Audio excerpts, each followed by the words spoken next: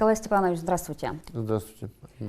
Лесные пожары в Якутии были всегда, от них страдает и лес, и население. В прошлом году регион горел меньше, и в основном благодаря той методике, да, которую применил Рослесхоз по предотвращению пожаров. Что в нее вошло и будет ли она применяться в этом году? В методике, предложенной федеральным агентством, которое согласилось правительство республики, мы никаких ноу-хау не изобрели, была применена старая проверенная формула, когда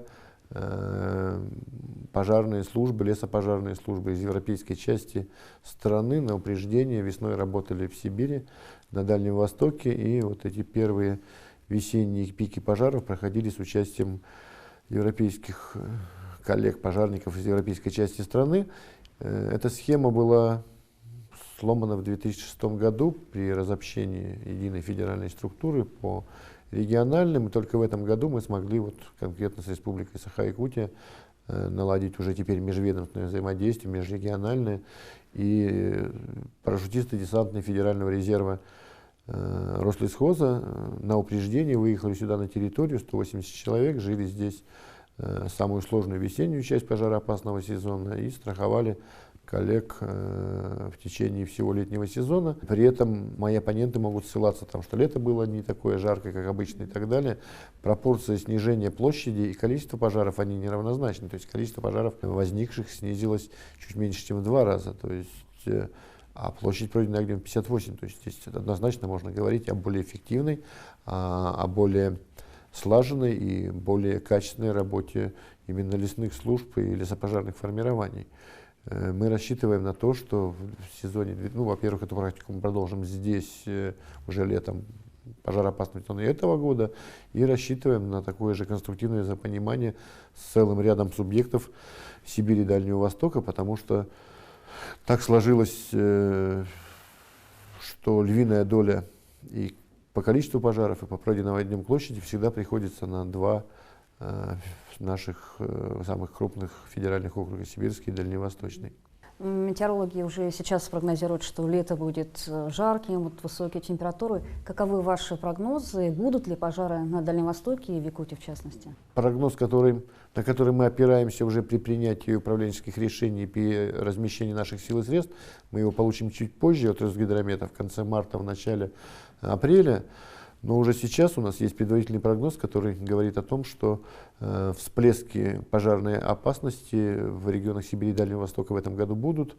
И сезон, особенно по Дальнему Востоку, будет сложнее, чем прошлогодний, в силу и невысоких уровней осадков зимой, и прогнозируемых более высоких температур, чем обычно в ранний весенний период. И вот эта совокупность мало осадков, мало влаги весной и ранняя весна, они, как правило, изначально задают тон сезону, когда вспышек много, загораний много, горит сухая трава, переходят пожары с земельных категорий, и это все происходит массово, разом. Здесь на Дальнем Востоке спасает огромная территория, когда не вся она разом выходит из-под снега, только вот за счет этого мы постараемся, и я думаю, удастся нам вот этот весенний ранний пик пережить, а дальше нам прогнозируют не очень хорошие условия здесь на Дальнем Востоке перехода июля-август, что тоже достаточно традиционно и достаточно сложно переживается. Да. Главной угрозой для лесов остается его интенсивное использование, как в Якутии, где оборот рубки в среднем составляет от 150 до 200 лет, увеличить воспроизводство лесных ресурсов. Говорить об интенсивном пользовании всех лесов республики Саха-Якутия мы с вами никогда не сможем и не будем. Очень большая часть республики лежит в таких климатических условиях, где изъятие каждого кубометра, каждого дерева оборачивается 200-300-летней историей по его возвращению обратно, наличие вечной мерзлоты, не очень комфортных условий вообще для произрастания древесных пород.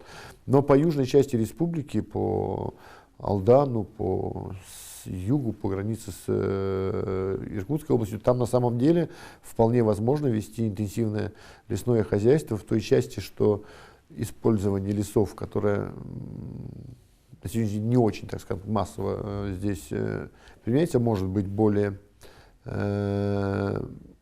интенсивным, с большим объемом изъятия древесины, но с одновременным переходом здесь, в республике, по югу региона, на создание лесных культур. Практики такой в республике нет. Опыта, наработанной структуры, наработанных механизмов, алгоритмов нет. Но я хочу сказать, что у коллег, которые работают в других регионах в очень схожих условиях, такой позитивный опыт есть. Да и в самой республике есть опыт озеленения городов, есть великолепный парк здесь, в самом Якутске. Да? Поэтому вот эти схемы интенсификации, увеличения использования лесов, вовлечения в промышленный оборот, они априори будут сопровождаться вот сначала в порядке эксперимента, когда мы создадим, я думаю, что это произойдет уже после того, как 2017 год мы завершим по плановой программе, то есть 2018-2020 год мы уйдем здесь в эксперимент по созданию объектов лесных культур, чтобы нам очень четко выяснить, как поведут себя здесь искусственно посаженные деревья, именно в лесу в больших объемах. Сегодня мы знаем, что лесная зона в Якутии занимает 2/3 территории. Лес у нас, как вы сказали, очень уязвим, в том числе и в санитарном плане. Последние годы Якутия борется с сибирским шелкопрядом, от которого пострадала очень большая территория. Как вы считаете, как можно повысить эффективность работы именно в этом направлении? Ну, в первую очередь мониторинг, то есть в первую очередь своевременное обнаружение и в первую очередь своевременное доведение информации до тех, кто должен принимать управленческие решения, управленческие воздействия. Мы до этого года надеялись, что с такими вещами на арендованных территориях будет бороться арендатор, но даже это не срабатывает там, где арендаторы есть, где они заинтересованы в сохранении своего сырьевого ресурса. Тем более эта схема не срабатывала и здесь на территориях, где огромные пространства и нет такого экономического интересанта, который бы за этим лесом следил как за своим имуществом. И поэтому схема изменена, и с осени этого года, вот с 2016 борьбой по локализации и ликвидации очагов будут заниматься специализированные учреждения. Это не будет больше бизнесом, это не будет продаваться через аукцион или через конкурс, а специализированные учреждения это будет их зона ответственности, и в случае, если там необходимо будет проводить мероприятия по рекультивации тех же шелкопрядников или там горельников, то это учреждение будет заниматься на формате госзадания, и никакого бизнеса там такого, как самоцели, что ли, вот для этого не будет. И мы возвращаемся, опять же, еще раз повторюсь, к старой, хорошо знакомой истине, когда лесхозы этим занимались, и порядка в лесу было больше.